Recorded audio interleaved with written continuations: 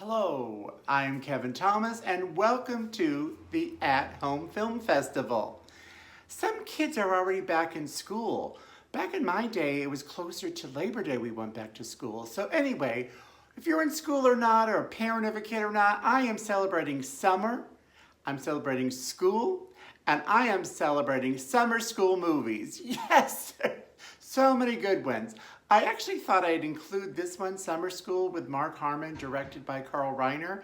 But in rewatching it, I thought it was just okay and not funny. The only scenes I really liked was a high school kid that was actually a Chippendale model, stripper, whatever. I mean, sorry, gratuitous of me. But anyway, let's take a look at the other summerish movies that we could watch together and enjoy the At-Home Film Festival. Let's go now. Of course, how could you talk about summer movies without talking about Grease, which is available on Paramount+. I normally don't do the big giant hits, and this definitely was one. In today's world, including inflation, this would have made $1.8 billion. But I am doing this mainly in tribute to the passing of Olivia Newton-John, who was quite an entertainer. I really appreciated her work, and for her, we are watching Grease. Even though most of the cast is old. John Travolta is the youngest at 25. I think Olivia was 28. Stockard Channing, 33. And although this is billed as a wholesome film, there are songs that say, "Get your rocks off." And there's a scene about a woman spreading her legs, inviting men in. But yet it was still a wholesome film, right? And the moral of the story there is Olivia is not such a success at school as a sweet, innocent girl, so she had to get sort of more provocative to find suitors. But still, it's fun. The numbers are fun. How could you not enjoy Grease? Suspend your disbelief and enjoy Grease. Yes, I did. And of all the acclaim Grease got, I actually preferred Grease 2 better because one thing is the kids were closer to the age of real kids.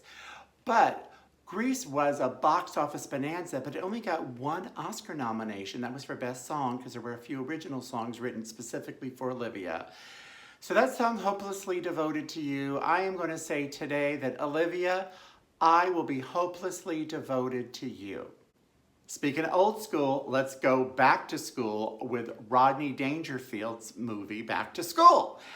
Oh, this movie, available on HBO, by the way, is so fun. He plays a super rich man that actually didn't even finish high school, yet becomes rich. His son goes to college, and he's not doing great. So Rodney thought, you know what, maybe he should be a good example and go to school with him so they both become successful college graduates. Of course, Rodney uses money to get through almost everything at the school, which irks some, but as you saw there, it quite interests Sally Kellerman. Really, really fun movie. I kind of watch it every couple of years. Just love it. So come on, watch it with me.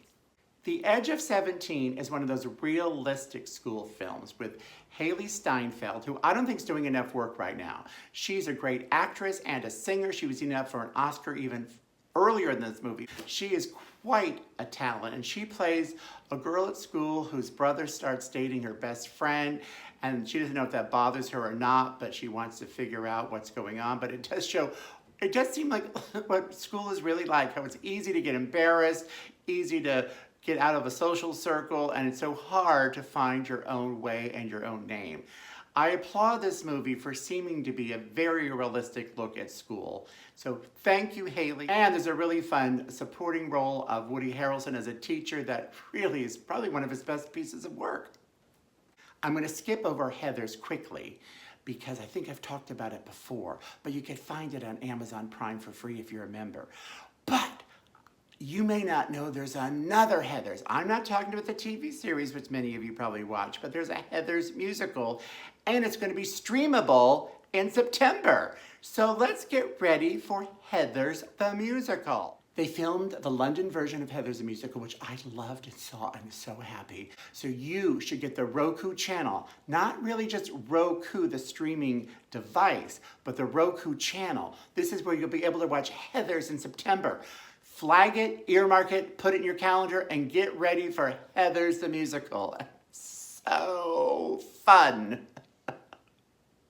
For the more adult and mature audience, we have Summertime with Katharine Hepburn.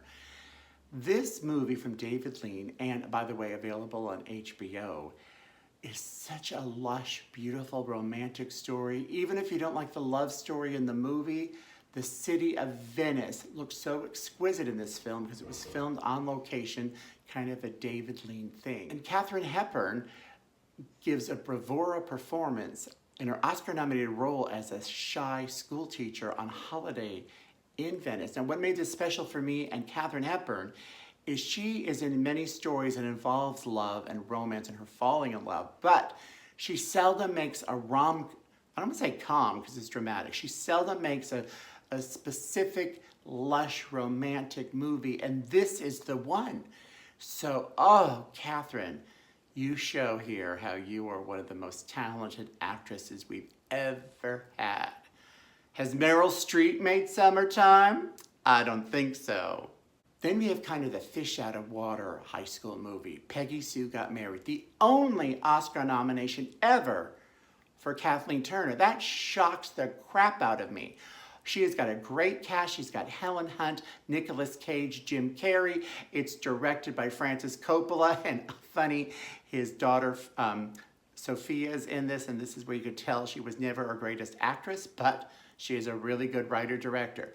But this has Peggy Sue, or Kathleen Turner, going back in time and trying to redo her life before she gets to where she's at now. Because when modern day in the 80s here, she was in a rut and she doesn't want to go back to the same situation because she remembers her future while she's living in her past. Get that? Oh, maybe that blows your mind.